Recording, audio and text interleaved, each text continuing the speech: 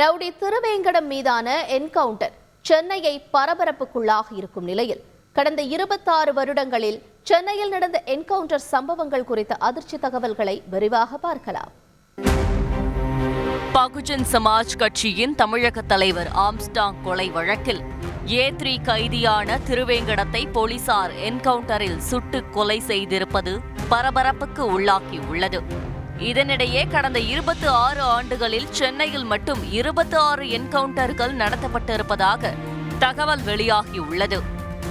இதில் 1998 மற்றும் 99 ஆண்டு இடைவெளியில் மோகன், ஆசை தம்பி, மிலிட்ரி குமார் ஆகியோர் சென்னையில் வைத்து என்கவுண்டர் செய்யப்பட்டனர்.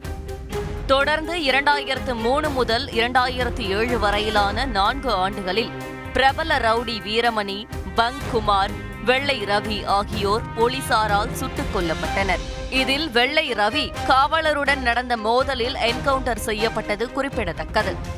இந்த வரிசையில் 2012ஆம் ஆண்டு தென் சென்னையை மிகவும் பரபரப்புக்கு உள்ளாக்கிய வங்கி கொள்ளை சம்பவத்தில் கொள்ளையர்கள் 5 பேரை போலீசார் ஒரே இடத்தில் வைத்து என்கவுண்டரில் சுட்டுக் கொன்றது பெரும் பரபரப்பை ஏற்படுத்தியிருந்தது. 2019இல் சென்னை வியாசர்பாடியை சேர்ந்த வல்லரசு என்பவரும் 2023இல் சோட்டா வினோத் மற்றும் ரமேஷ் ஆகியோரையும் போலீசார் என்கவுண்டர் செய்திருந்தனர். இந்த நிலையில்தான் நடப்பாண்டில் பகுஜன் சமாஜ் கட்சியின் தமிழக தலைவர் ஆம்ஸ்டாங் கொலை வழக்கு கைதி திருவேங்கடத்தை போலீசார் என்கவுண்டரில் சுட்டு கொலை செய்திருக்கின்றனர். இவ்வாறு கடந்த 26 வருடங்களில் சென்னையில் 26 என்கவுண்டர்களும் ஒட்டுமொத்த தமிழகத்தில் 97 என்கவுண்டர்களும் நடத்தப்பட்டிருப்பதாக கூறும் புள்ளி விவரங்கள் 2012 முதல் 18 வரையிலான 6 ஆண்டுகளில் ஒரு என்கவுண்டர் கூட தமிழகத்தில் நடத்தப்படவில்லை எனவும் தகவல் அளிக்கிறது.